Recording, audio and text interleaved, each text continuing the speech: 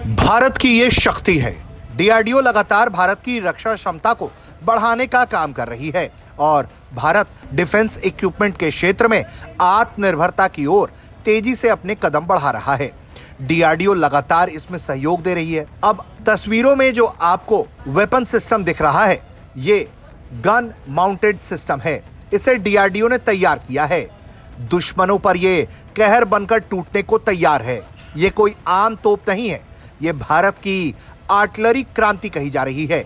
ये एक ऐसा truck mounted heavy artillery system है जो रेगिस्तान की रेत हो या पहाड़ की ऊंचाई, हर हालात में दुश्मन के लिए आफत बन जाएगा।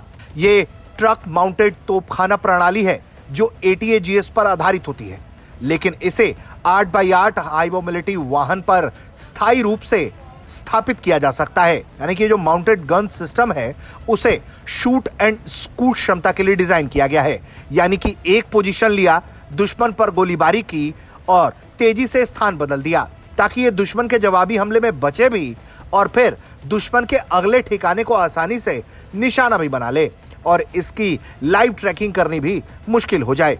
ये ATAGS से थोड़ा हल्का हो सकता है क्योंकि इसे उच्च गतिशीलता के मुताबिक बनाया गया है। वाकई में ATAGS के अलावा भी अगर हम बात करें तो इस माउंटेड गन सिस्टम पर भारत काफी रुचि दिखा रहा है। डीआरडीओ का कहना है कि उसने सेना की जरूरत के हिसाब से ही इसे तैयार किया है और हर स्थिति में यह सेना के लिए सहायक हो सकती है। डीआरडीओ का कहना है कि इसमें 80% से अधिक सामान आत्मनिर्भर भारत के कैंपेन के तहत लगा है। वहीं सबसे बड़ी बात यह है कि ये रेडी टू प्रोड्यूस मॉड्यूल में तैयार है। यानी कि सेना जैसे ही इसका ऑर्डर डीआरडीओ को दे देगी, तुरंत इसके प्रोडक्शन को शुरू किया जा सकता है और जल्द से जल्द इसकी डिलीवरी की जा सकती है। जहां तक माउंटेड गन सिस्टम्स की बात है तो ये ट्रक पर स्थायी रूप से माउंटेड होते हैं और इसे तैनात करने की आवश्यकता नहीं होती है। बताया जाता है कि 85 सेकंड में यह गोलीबारी करके स्थान बदल सकता है, जो इसे आधुनिक युद्ध में काफी प्रभावी बना देता है, जहां तेज गतिशीलता